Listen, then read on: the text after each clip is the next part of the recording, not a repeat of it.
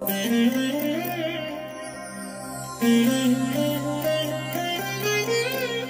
దినం పరము నుండి దిగివచ్చు మాట. ఇది నీ జీవితానికి వెలుగుల బాట. నీ ఒడిలో ఉంచబడిన దీవెనల మూట, అద్భుతాల ఆనంద ఊట. జూలై 28 సంవత్సరమంతా మీరు బైబిల్ చదివి ముగించడానికి ఈరోజు మీరు చదవలసిన లేఖన భాగం ఉదయం 46, 47, 48 కీర్తనలు, సాయంత్రం అపోస్తుల కార్యములు 28వ అధ్యాయం. ప్రభునందు నా ప్రియమైన దేవుని బిడ్డలారా, ఈ ఉదయకాల సమయంలో దేవుని కృప మీకు తోడుగా ఉండునుగాక. ప్రియులారా, ఎలా ఉన్నారు? బాగున్నారు కదండి? దేవుని యొక్క సన్నిధి నిత్యము మీకు తోడుగా ఉంది కనుక మీ యొక్క పనులు, మీ యొక్క ఆలోచనలు అన్నీ దేవుడు తన నామ మహిమార్థమై ఆయన సఫలపరుస్తాడు. మీరు ప్రభునందు నిరీక్షణ కలిగి ఉండండి. మీరు పట్టు సడలిపోక నిరీక్షణతో మోకాళ్ళ మీద ఉండి దేవుని సన్నిధిని ప్రార్థన చేసి మీరు ముందుకు వెళ్ళండి. ప్రభు తప్పకుండా ఒక గొప్ప సాక్ష్యం మీరు చెప్పుకునే విధంగా నిలబెడతాడు. ప్రియ దేవుని బిడ్డలారా, ఈ ఉదయకాలం ప్రభు వారు ఇచ్చిన ఒక మాట మనం చదువుకుందాం. ద్వితీయోపదేశకాండం 14వ అధ్యాయం 1వ వచనం. మీరు మీ దేవుడైన యెహోవాకు బిడ్డలు. ప్రియమైన వారలారా, దేవుని వాక్యం అద్భుతంగా సెలవిస్తుంది. మీరు ఎవరు? మీ స్థితి ఏమిటి? ఈ విషయాలన్నీ మనం చదివిన లేఖన భాగంలో దేవుడు మాట్లాడుతున్నాడు. మీరు మీ దేవుడైన యెహోవాకు బిడ్డలు లేదా పిల్లలు. ఇంకా వాక్య భాగం ఉంది, కానీ ఈ సందర్భానికి ఈ మాట వరకు మనం చూద్దాం. దేవుని బిడ్డలారా, మనం ఆయన పిల్లలుగా ఎలా మారాం? దేవుని వాక్యం ఏమి సెలవిస్తుంది? యోహాను సువార్త 1వ అధ్యాయము 12వ వచనములో ఇలాగ వ్రాయబడి ఉంది. తన్ను ఎందరు అంగీకరించురో వారికందరికీ, అనగా తన నామమునందు విశ్వాసముంచిన వారికి దేవుని పిల్లలగుటకు ఆయన అధికారము అనుగ్రహించెను. మనం దేవుని పిల్లలుగా మారడానికి కేవలం మనం యేసు ప్రభువుని మన సొంత రక్షకునిగా అంగీకరించినాం. మనం ఆయన యందు విశ్వాసం ఉంచినాం కాబట్టి మనం దేవుని పిల్లలముగా మార్చబడ్డాం. ఒక కోటీశ్వరునికి ఒక్కడే కుమారుడున్నాడు అనుకోండి, తదనంతరం ఆ ఆస్తి అంతా ఎవరికి చెందుతుంది? ఆ ఒక్క కుమారుడికే కదా. అవును, మనం దేవుని పిల్లలం కాబట్టి దేవునికి ఏదైతే ఉందో అది ఈరోజు మన సొంతమైంది. లూకాసు వార్త 15వ అధ్యాయంలో చిన్న కుమారుడు ఇంటికి తిరిగి వచ్చిన తర్వాత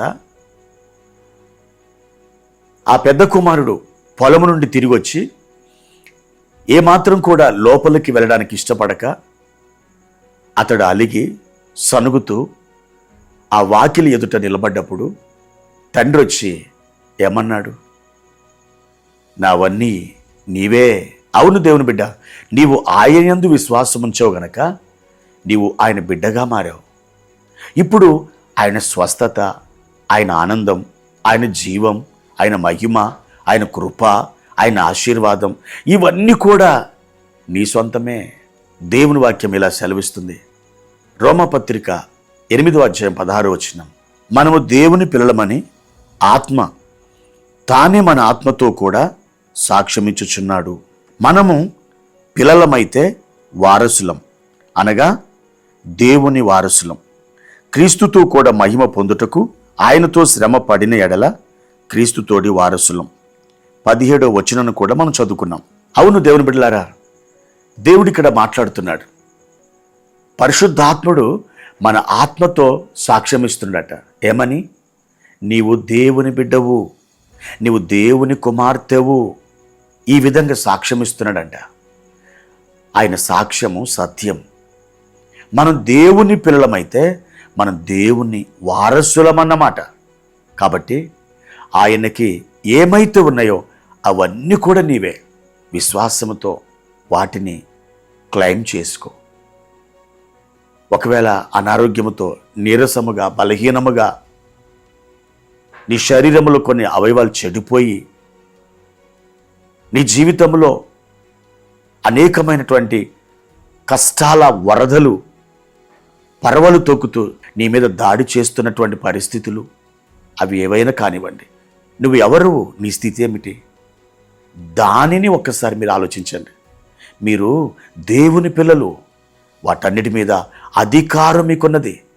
మీరు అట్టి అధికారం పొందిన వారే. విశ్వాసంతో గద్దించండి. ఆరోగ్యం లేకపోతే ఆరోగ్యాన్ని పొందుకొనండి. ఐశ్వర్యం లేకపోతే మీరు విశ్వాసముతో దాన్ని విడుదల చేయండి. మీరు దేవుని పిల్లలు. ప్రియ దేవుని బిడ్డ, ఈ విధంగా మీరు ఒక ఒప్పుకోలుతో అధికారముతో మీరు ఆజ్ఞాపిస్తూ అడుగుతూ మీరు దేవుని యొక్క వారసులని గ్రహించి మీ విశ్వాస జీవితాన్ని కొనసాగింపచేయండి.